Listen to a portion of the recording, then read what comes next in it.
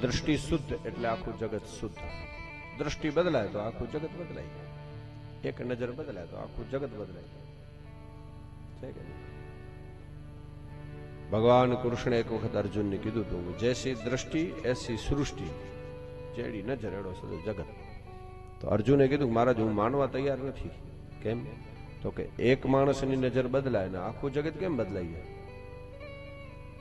સાબિત કરી દો તો મનીએ. તો કૃષ્ણે અર્જુનને કીધું, હવે સાબિત કરી દો. ઉભો બેસાડ્યો અર્જુનને. પછી ભગવાને ધર્મરાજા યુધિષ્ઠિરને બોલાવ્યો. માણસોને કીધું યુધિષ્ઠિરને બોલાવ્યો. યુધિષ્ઠિર આવ્યા એટલે ભગવાન કૃષ્ણે એક કોરો કાગળ આપ્યો ધર્મરાજા. કાગળ બે સાઈડ કોરો અને એક પેન આપી અને કીધું, આલ્યો આ લઈ જાઓ. ક્યાં જવાનું છે? તો તમારે એક મારું કામ કરવાનું છે. કૃષ્ણ આને કે અર્જુનને કીધું, જોજે જેવી દ્રષ્ટિ એવી સૃષ્ટિ છે કે નહીં, સાબિત કરી દે. ધર્મરાજાને કીધું, આપણા આખા નગરમાં ફરી આવો ને જેટલા જેટલા ખરાબ માણસ હોય ને દુર્જન, એના નામ લખીને ટોટલ લિસ્ટ સાંજના તમારે મને આપવાનું. દુર્જન માણસ ખરાબ માળીને લિસ્ટ લખી અને ઓલથેડી જાઓ, આખા નગરમાં ફરી આવો. ધર્મરાજાને રવાનો કર્યો. પાછળથી કૃષ્ણે દુર્યોધનને બોલાવ્યો. એને પણ એક કાગળ આપ્યો, એને એક પેન આપી અને એને એમ કીધું કે તું જા, મારું એક કામ કરી આવો. આપણા આખા નગરમાં દુર્યોધનને કીધું, જેટલા સજ્જન માણસ હોય ને સારા, એના નામ લખીને તારે મને દેવાના.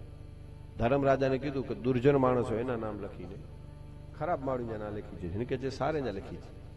બહુ રવાના થયા. બોલતો થયો. સાંજ પડી. પેલા ધર્મરાજા આવ્યા. આવીને ભગવાનના હાથમાં કાગળ આપ્યો. કાગળ તો કોરો, એકડો ના નવ. એટલે કીધું ભગવાને કે ભલા માણસ આખા નગરમાં ફરી આવ્યો, કરોડો માણસો છે, એમાં કોઈ, આમાં તો એકે નામ નથી, કોઈ ખરાબ માણસ નહીં. ધર્મરાજાએ શું કીધું ખબર? બોલે, મહારાજ હું ફરી ફરીને થાકી ગયો, ગોતીને થાકી ગયો, પણ મને કોઈ ખરાબ માણસ દેખાણો જ નહીં. અને નવે તેનો ખોટો ના કી લેખા. બોલો કેવી દ્રષ્ટિ હશે? અને આવું અઘરું કામ હવે મને સોંપતા નહીં એમ કહી ધર્મરાજા લે ગયા. પાછળથી આવ્યો દુર્યોધન. એને કીધું તું સારા માણસોના નામ લખી આવજે. આવ્યો દુર્યોધન, ગનો કાગળ આપ્યો હાથમાં, કોરો કાગળ, એકે નામ નહીં. ભગવાને કીધું, ભલા માણસ કરોડો માણસો છે ને કોઈ સારો માણસ નહીં, સજ્જન માળું ન હોય. તો આણે કીધું, મહારાજ બધા દુષ્ટ છે, નાલાયક છે, નામ કોનું લખવું મારે? આમ કોઈ સારો માણસ જ નથી, બધા દુષ્ટ છે, દુર્જન છે. હાલ્યો આ કાગળ. અને ત્યારે અર્જુનને કીધું, જોઈ લે હવે આ જેવી દ્રષ્ટિ એવી સૃષ્ટિ, આને કોઈ ખરાબ ન દેખાણો, આને કોઈ સારો ન. દ્રષ્ટિ બદલાય, જગત બદલાય. કારણ કે પાપનો પ્રવેશ કરવાનો દરવાજો જ આંખ છે. માણસ પાપ કરે એની એન્ટ્રી ક્યાંથી થાય? આંખથી. પહેલા જોવે તો આંખ ને.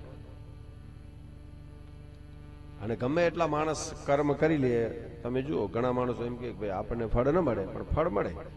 કર્મનો સિદ્ધાંત છે, ચક્કર કાપીને જેને શરૂઆત કરી હોય ને એને જ એનું ફળ મળે. આ નિયમ છે. વાત ના નીકળી છે કે એક માણસ આમ રસ્તા ઉપરથી નીકળ્યો, એક આંબાનો બગીચો ચોરી કરવાની ઈચ્છા થઈ. હવે પાપ જોયું કોણે? આંખે જોયું, આંખે ને. પણ આંખ ત્યાં સુધી જઈ ન શકે, ગયા પગ પુગા. અચ્છા, પગ ગયા કે પગ તોડી ન શકે, તોડ્યું કોણે? ફળ તોડ્યું કોણે? ચોરી કરવામાં હાથે. તો આંખે જોયું, પગ વ્યા, હાથ તોડે. જેણે તોડ્યું ને એને ચાખ્યું નહીં. ચાખ્યું કોણે? જીભે. अच्छा, जिसने चखा उसने रखा नहीं. चाख्યું જીભે, પણ રાખ્યું કોણે? પેટે. કેત પૂગી ગયા.